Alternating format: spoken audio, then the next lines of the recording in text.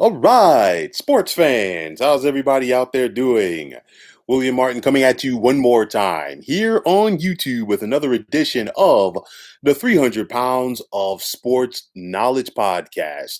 Now, you look right now, and the New York Mets are a mash unit. But with that said, they are still finding ways to go out there and win baseball games. We saw the Mets today sweep a doubleheader from the Colorado Rockies to take 3 out of 4 in this series. Now, the Metropolitans were able to do this in spite of the fact that they only were able to score 10 runs rather, over the 4 game set. And you look at some of the injuries that the Mets are dealing with right now.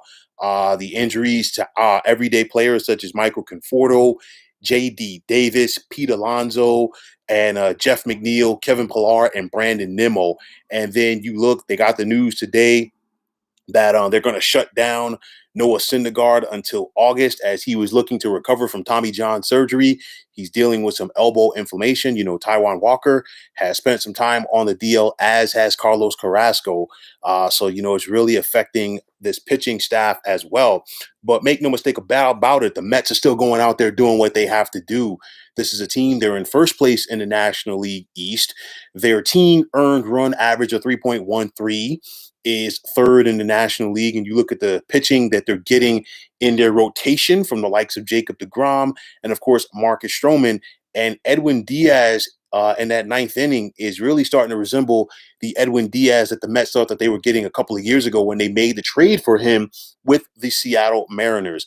Now, the Mets are able to do this in spite of all of the injuries. And on top of that, they're not getting the bang for their buck, so to speak, from Francisco Lindor. Of course, the Mets made the trade in the offseason with Cleveland to bring in Frankie Lindor, gave him the massive extension.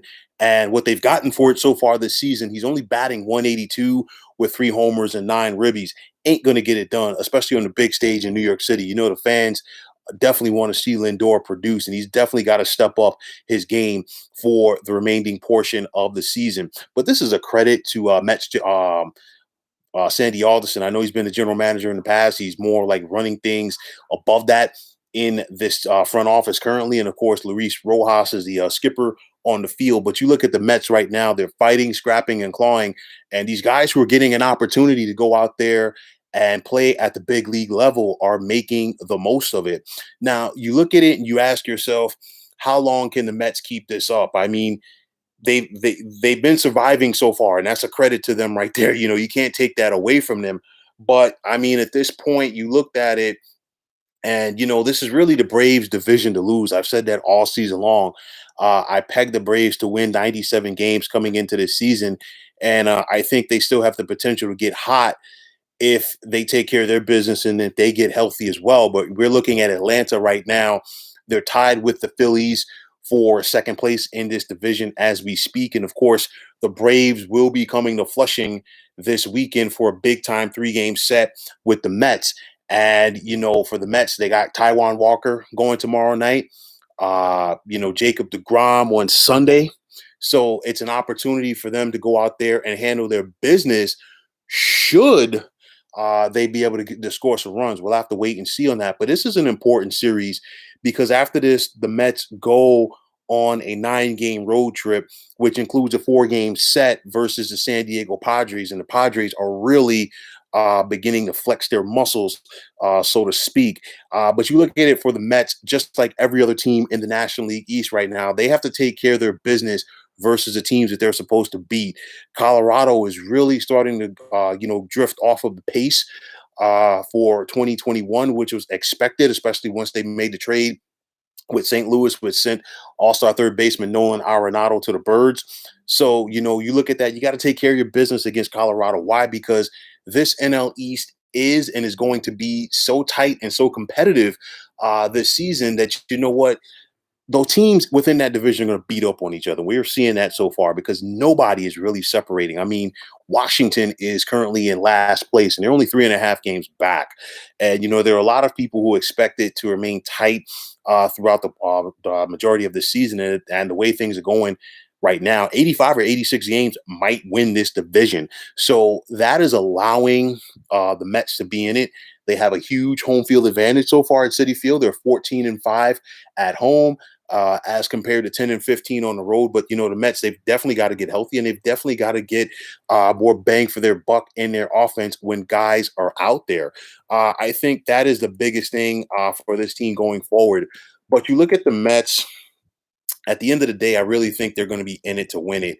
And the reason why is, when you think back to the 2015 Mets, and I'm not saying that this Mets team is going to go to the World Series, but when you think back to that team, they were just hanging around and hanging around and hanging around.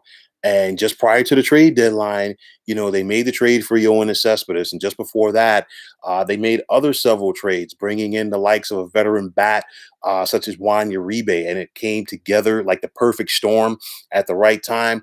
The Mets got hot over the last couple of months of the season. They rode that wave of momentum into winning the National League pennant. Maybe, possibly, something like that can happen this year. Maybe Sandy Alderson goes out there and makes a big time deal that is going to get this team over the hump if they stay around. We'll have to wait and see.